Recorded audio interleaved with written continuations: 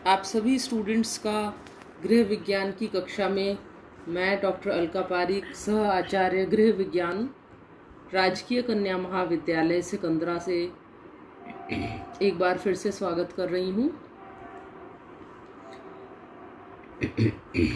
हम लोग मानव विकास पढ़ रहे थे बच्चों, और इसके अंतर्गत हम बाह्य अंगों का और आंतरिक अंगों के विकास के बारे में अध्ययन कर रहे थे। पिछली कक्षा में हमने बाह्य अंगों के विकास के बारे में चर्चा करी थी, जिसमें कि हमने हाइट, वेट, कंकालीय विकास आदि का अध्ययन किया था। आज हम दांतों के विकास के बारे में पढ़ेंगे। दांतों के विकास की प्रक्रिया वैसे तो गर्भावस्था में लगभग 4 महीने से शुरू हो जाती है, लेकिन जन्म के बाद ही बालक के दांत निकलते हैं। तब जबकि बच्चे 6 से 7 महीने के हो जाते हैं तो सबसे पहले निचले जबड़े का बीच का दांत निकलता है, जिसे बीच वाले दांतों को इंसाइजर्स कहते हैं। लड़कियों में दांत लड़कों की अपेक्षा जल्दी निकलते हैं, और दांत निकलने की प्रक्रिया वैसे तो 25 वर्ष तक चलती रहती है, लेकिन ऐसा देखा जाता है कि जिन बालकों का स्वास्थ्य अच्छा हो और जो बालक कुशाग्र बुद्धि के होते हैं, उनके दांत जल्दी निकल आते हैं।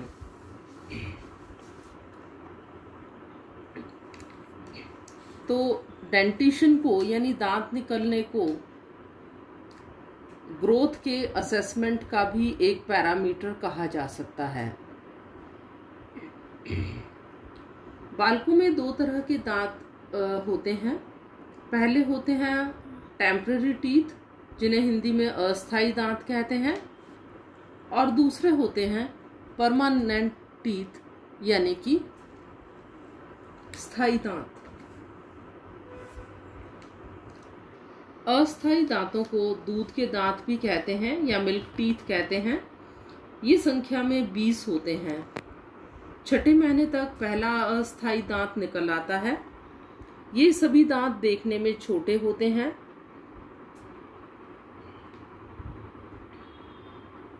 और निचले जबड़े के मसूड़ों में दांत पहले निकलते हैं और उसके बाद ऊपरी जबड़े के मसूड़ों के दांत निकलते हैं। दांत निकलते समय बच्चों को काफ़ी तकलीफ होती है। इस टेबल में अगर हम देखें तो 6 से 12 महीने पर इंसाइजर दांत यानी बीच वाले दांत निकलते हैं। इनकी संख्या 2 से 8 होती है। 12 से 15 महीने पर पहला मोलर टीथ निकलता है और इसकी संख्या 8 से 12 होती है। 15 से 24 महीने पर कैनाइन्स निकलते हैं, यानी जो साइड के दांत होते हैं वो निकलते हैं, और इनकी संख्या 12 से 16 होती है। और 24 से 30 महीने पर सेकेंडरी मोलर्स निकलते हैं, जिनकी संख्या 16 से 20 तक होती है। ये सभी टेम्पररी टीथ होते हैं, जो कि 6 महीने की आयु के बाद 13-14 वर्ष तक ये सारे गिर जाते हैं और इनकी जगह दूसरे दांत आते हैं, जिन्हें बोलते हैं परमानेंट टीथ यानी कि स्थायी दांत। 6 वर्ष से स्थायी दांत निकलने लगते हैं। स्थायी दांतों की संख्या 32 होती है। ये दांत अपेक्षाकृत यानी कि अस्थायी दांतों से कि अगर हम कंपैरिजन करें तो उनसे कुछ बड़े होते हैं और अधिक मजबूत होते हैं। लड़कियों में अस्थायी दांत जल्दी टूटते हैं, इसलिए स्थायी दांत जल्दी आते हैं, परंतु अक्कल दाढ़ या विजडम टूथ लड़कों में पहले निकलती है। किस आयु में कितने दांत निकलते हैं, ये इस टेबल के द्वारा आप समझ सकते हो। 6 साल से 7 साल की उम्र में इस टेबल में क्लियरली दे रखा है कि 6 वर्ष पर 1 या 2 होती है दांतों की संख्या। 8 साल पर 10 से 11, 10 साल पर 14 से 16 दांत निकल आते हैं बालक के, 12 साल पर 24 से 26 और 13 साल पर 27 से 28 दांत निकल आते हैं। जब बालक 17 साल का होता है तब से लेकर 25 साल तक विजडम टूथ यानी कि अक्ल दाढ़ बच्चे की निकलती है। बालक के ग्रोथ और डेवलपमेंट की यानी वृद्धि और विकास की मॉनिटरिंग उसके शारीरिक अनुपात से भी की जा सकती है। बालक के शरीर का अनुपात वयस्क के शरीर के अनुपात से भिन्न होता है। उसके शरीर के भिन्न भिन्न अंग अलग अलग अनुपात में बढ़ते हैं। सभी शारीरिक अवयव अलग अलग समय पर परिपक्वता प्राप्त करते हैं। जन्म के समय शारीरिक अवयव छोटे और नर्म होते हैं। सबसे पहले जैसे अपन ने पहले पढ़ा था ग्रोथ एंड डेवलपमेंट के अंदर कि जो डेवलपमेंट है वो सिफेलोकॉर्डल मैनर में होता है, यानी सिर से पैर की तरफ डेवलपमेंट होता है। तो बच्चों सबसे पहले सिर का अनुपात परिवर्तित होता है, फिर धड़ का और अंत में पैरों के और हाथों के अनुपात में परिवर्तन देखा जाता है। विभिन्न शारीरिक अवयवों का विकास निम्न प्रकार से होता है।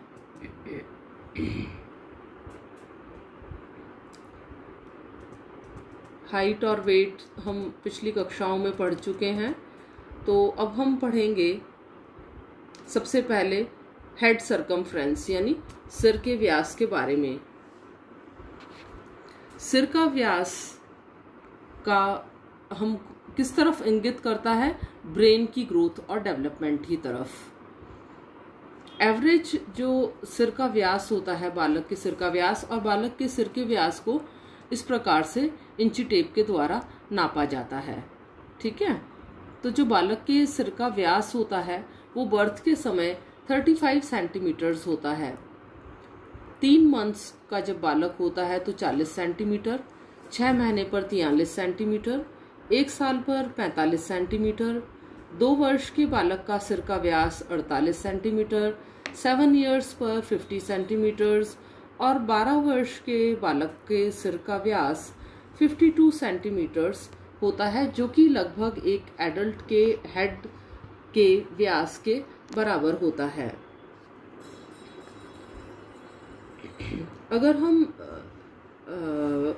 जो भी अवयव होते हैं सिर के और उनको अगर हम अनुपात में अगर हम उनकी स्टडी करते हैं तो ये देखा जाता है कि नवजात शिशु का सिर अन्य अंगों की अपेक्षा बड़ा होता है।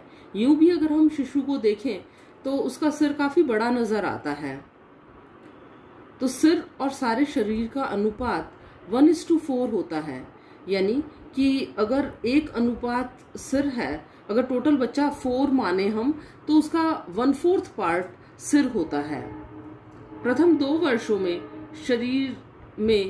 शरीर का विकास तेजी से होता है और आप देख रहे हैं कि हेड का सरकमफ्रेंस तो बढ़ रहा है लेकिन साथ में बालक की लंबाई अधिक बढ़ रही है। और 15 से 16 इयर्स का जब तक बालक होता है, 15 से 16 वर्ष का होता है, तब तक उसका सिर पूरी तरह से विकसित हो जाता है। और जब बालक प्रौढ़ावस्था तक पहुंचता है तब सिर का आकार जन्म से तिगुना हो जाता है, यानी 1:3 रह जाता है। प्रौढ़ व्यक्ति के सिर और शरीर का अनुपात 1:8 होता है। अब देखो, पहले बालक के नवजात शिशु के सिर का अनुपात था 1:4, यानी अगर पूरे शरीर को 4 भाग माने तो 1 भाग सिर का होता है। लेकिन जब बालक वयस्क हो जाता है, एडल्ट हो जाता है, तो उस समय अगर हम पूरे शरीर को 8 माने तो सिर 1 होता है, यानी 1:8 1:8 के अनुपात में सिर का विकास होता है। शारीरिक अनुपात में सिर के बाद अगला पैरामीटर है चेहरा यानी फेस। नवजात शिशु का चेहरा सिर की अपेक्षा छोटा होता है। ऊपर का हिस्सा बड़ा होता है और नीचे का हिस्सा छोटा होता है, क्योंकि बच्चों के दांत नहीं होते। पहले बच्चे के अस्थायी दांत आते हैं जो कि छोटे होते हैं, इसलिए उसका चेहरा भी छोटा दिखाई देता है। चेहरे के अंगों में नाक सबसे जल्दी परिपक्व होती है और 14 वर्ष की अवस्था तक इसकी परिपक्वता पूर्ण हो जाती है।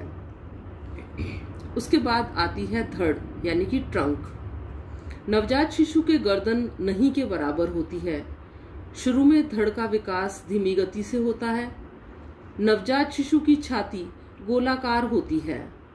6 वर्ष की अवस्था तक धड़ की लंबाई जन्म की दुगनी हो जाती है और परिपक्वता आने तक धड़ की लंबाई जन्म की तिगुना हो जाती है। छाती चौड़ी हो जाती है, गर्दन लंबी हो जाती है और कंधे झुक जाते हैं।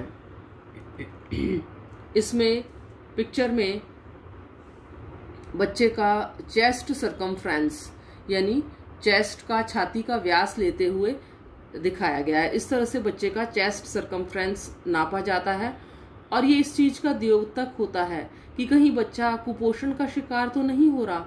Head chest circumference, arm circumference, ये सब लिया जाता है बच्चे का, यानी कि हाथ की गोलाई का व्यास, सिर की गोलाई का व्यास और छाती की गोलाई का व्यास लिया जाता है। अगर बच्चे की बोन्स ठीक से डेवलप नहीं हो रही हैं, अगर मसल्स का और फैट अगर बॉडी के अंदर नहीं है, तो बच्चा कुपोषित होने के कारण इनका व्यास कम हो जाता है। तो एक तरह से ये बच्चे की ग्रोथ और डेवलपमेंट की मॉनिटरिंग के लिए ये सरकमफ्रेंसेस जरूरी होते हैं और प्रत्येक एज पर ये लिए जाते हैं। बर्थ के समय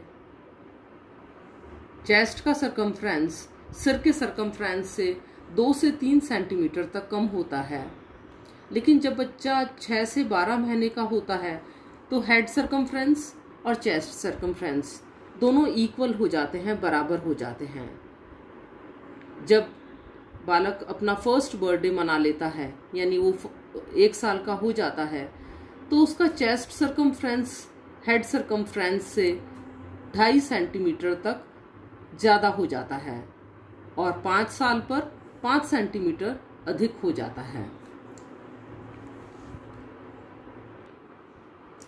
अगला आयाम है हाथ और पैर। नवजात शिशु के हाथ और पैर बहुत कोमल और नर्म होते हैं।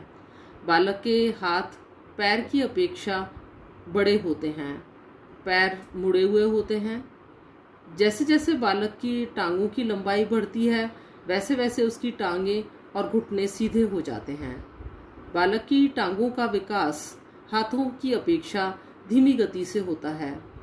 6 वर्ष तक उसके पैर और घुटने सीधे हो जाते हैं और किशोरावस्था में पैरों की लंबाई जन्म से 4 गुनी हो जाती है। और इस प्रकार से मिड अपर आर्म सरकमफ्रेंस को नापा जाता है टेप की सहायता से, और ये भी मेल न्यूट्रिशन का द्योतक होता है। अगर इनएडिक्वेट न्यूट्रिशनल स्टेटस, अगर इनएडिक्वेट न्यूट्रिशन मिल रहा है बालक को, तो उसके अंदर फैट और मसल्स दोनों का ही डेवलपमेंट ठीक प्रकार से नहीं हो पाता है। जन्म के समय मिड अपर आर्म सरकमफ्रेंस 11 से 12 सेंटीमीटर तक होता है।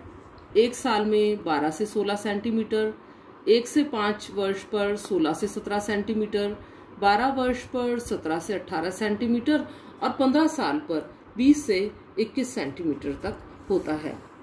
तो ये थे सारे शारीरिक अनुपात कि किस प्रकार से उनका विकास होता है और किस उम्र पर कितना कितना उनका सरकमफ्रेंस या व्यास होना चाहिए। आशा है आज की क्लास आपको समझ में आई होगी और पसंद भी आई होगी। Thank you.